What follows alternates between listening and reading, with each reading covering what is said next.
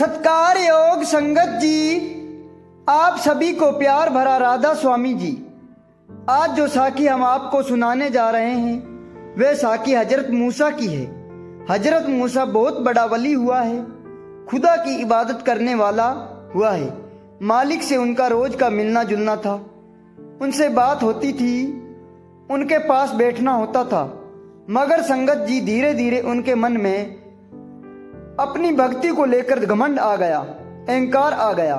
एक दिन हजरत मूसा ने मालिक से पूछ लिया कि ए खुदा, क्या कोई ऐसा भी है जो मुझसे ज्यादा आपका नाम लेता हो, मुझसे ज्यादा आपकी इबादत करता हो।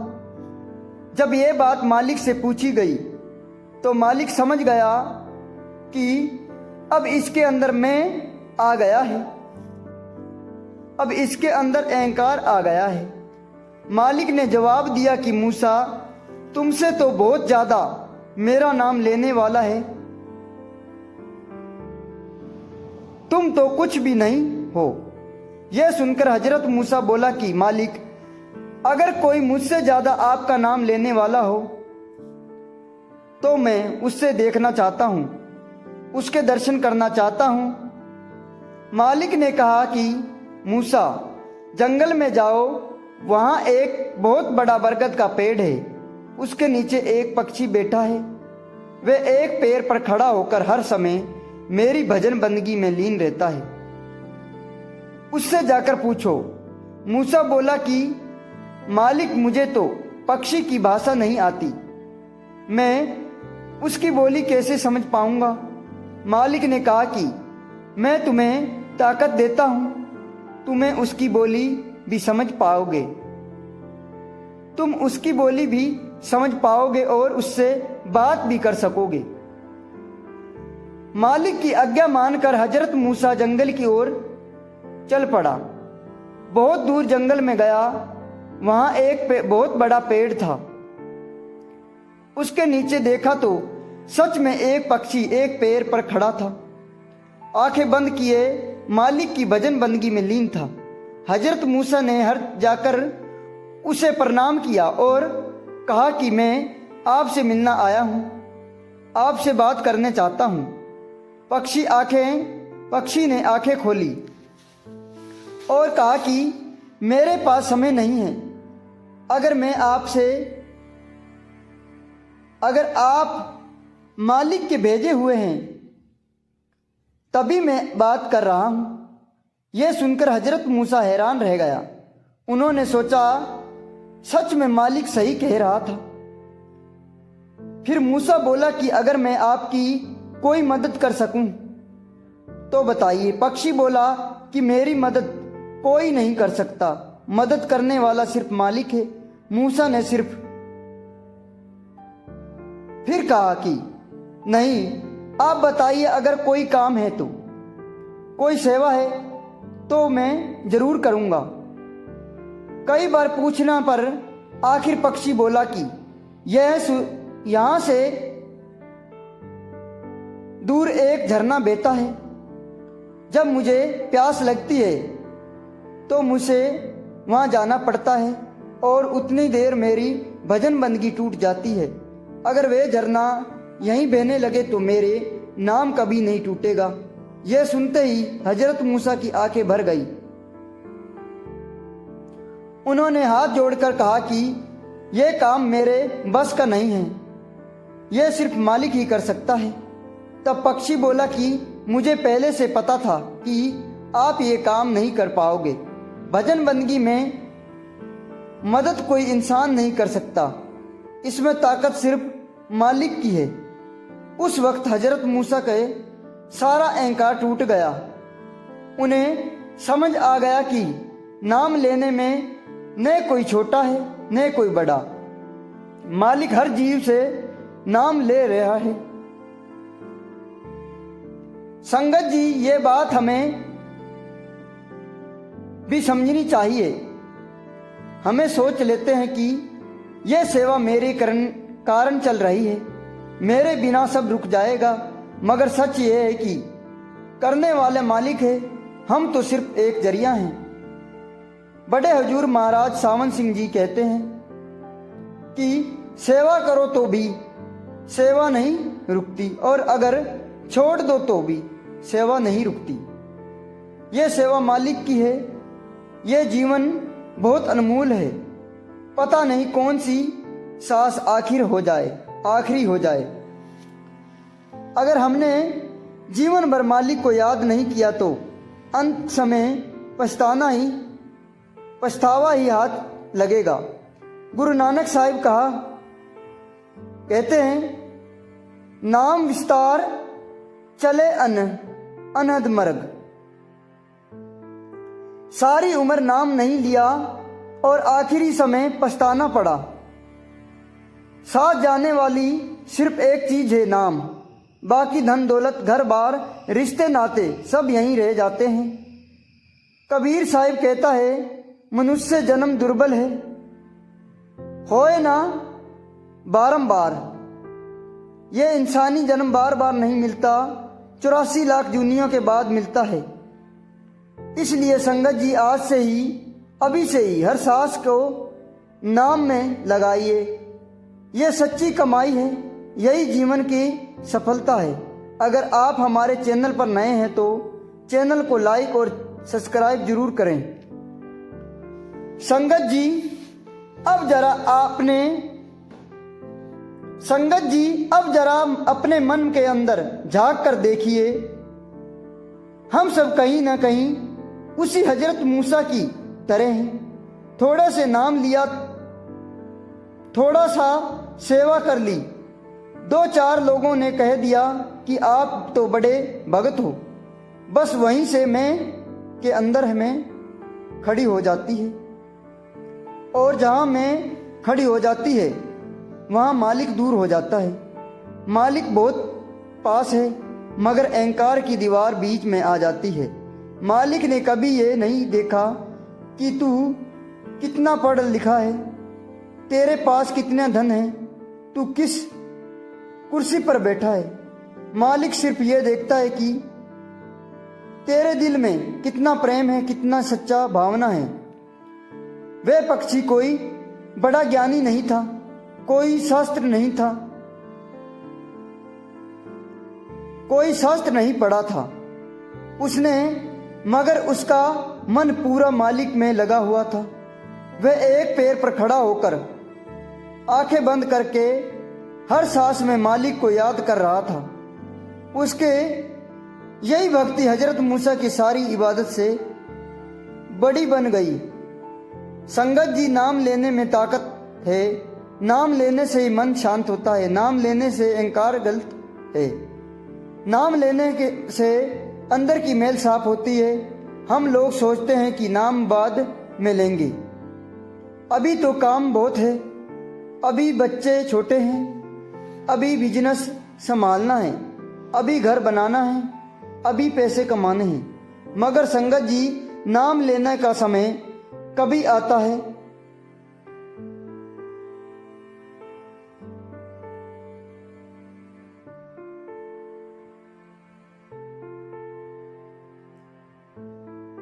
मगर संगत जी, नाम लेने का समय कभी आता है, कभी आता नहीं है।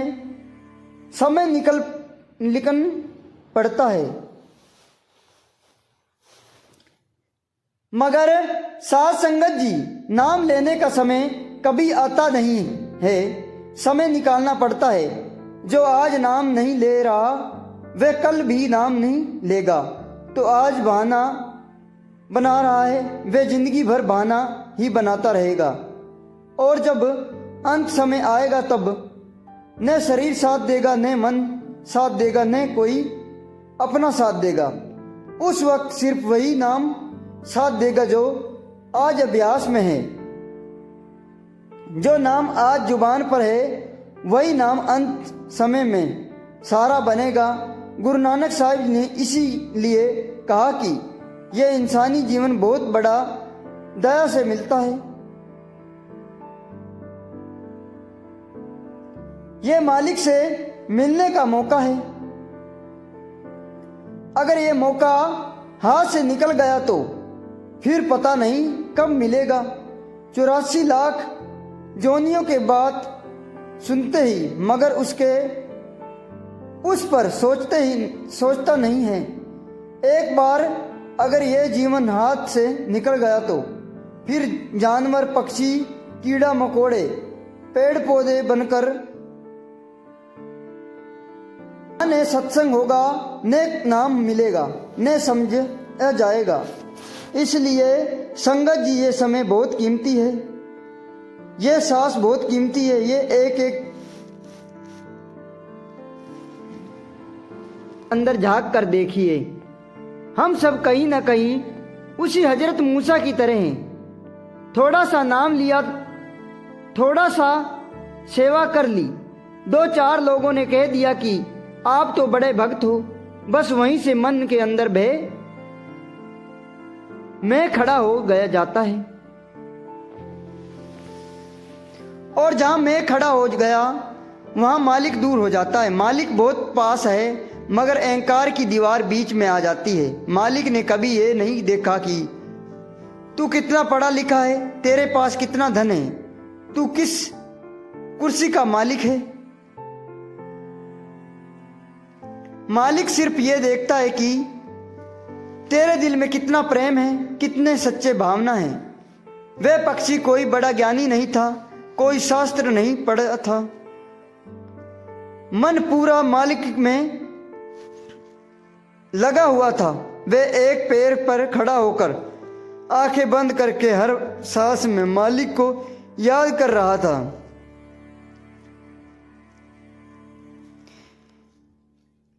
उसकी यही भक्ति हजरत मूसा की सारी इबादत से बड़ी बन गई। संगत जी, नाम लेने में ताकत है, नाम लेने से मन शांत होता है, नाम लेने से अहंकार गलत है, नाम लेने से अंदर की मैल साफ होती है। हम लोग सोचते हैं कि नाम बाद में लेंगे, अब तो काम बहुत है, अभी बच्चे छोटे हैं, अभी बिजनेस संभालना है, अभी घर बनाना है, अभी पैसे कमाने हैं। मगर संगत जी, नाम लेने का समय कभी आता नहीं, समय निकालना पड़ता है। जो आज नाम नहीं ले रहा वे कल भी नहीं लेगा, जो आज बहाना बना रहा है वे जिंदगी भर बहाना बनाता ही रहेगा। और जब अंत समय आएगा तब न शरीर साथ देगा, न मन साथ देगा, न कोई अपना साथ देगा। उस वक्त सिर्फ ही नाम साथ देगा। जो आज अभ्यास में है, जो नाम आज जुबान पर है, वही नाम अंत समय में सहारा बनेगा। गुरु नानक साहिब जी ने इसी लिए कहा है कि यह इंसानी जीवन बहुत बड़ी दया से मिलता है, यह मालिक से मिलने का मौका है। अगर यह मौका हाथ से निकल गया तो फिर पता नहीं कब मिलेगा। हमें 84 लाख दुनिया की बात सुनते हैं मगर उसे पर सोचते नहीं। एक बार अगर ये जीवन हाथ से निकल गया तो फिर जीवन भर जानवर, पक्षी, कीड़े मकोड़े, पेड़ पौधे बनकर भटकना पड़ेगा। वे न सत्संग होगा, न नाम मिलेगा, न समझ आएगी। इसलिए संगत जी, ये समय बहुत कीमती है, ये सांस बहुत कीमती है। एक एक सांस मालिक की अमानत है। जैसे वे पक्षी प्यास लगने पर भी यही सोचता था कि मेरी भजन बंदगी न टूट जाए, वैसे ही हमें भी सोचना चाहिए कि मेरा नाम न टूट जाए। काम करें, परिवार निभाएं, मगर मन मालिक से जुड़ा रहे। काम हाथों से होगा मगर याद दिल में हो। चलना फिरना शरीर करेगा मगर अंदर नाम चलता रहे। यही असली भक्ति है। सेवा करो तो नम्रता होकर करो। सेवा करो तो नम्र होकर करो। ये मत सोचिए कि मेरे बिना ये काम। जिस दिन मालिक चाहे उसी दिन 10 लोग और खड़े कर देंगे। हम तो आज ही हैं, कल नहीं होंगे। मगर मालिक का काम हमेशा चलता रहेगा। इसलिए संगत जी, अपने मन को झुकाइए, अपने अहंकार को तोड़िए, मालिक के चरणों में प्रेम रखिए। आज अगर हमने ये बात समझ ली तो समझो आज का सत्संग सफल हो गया।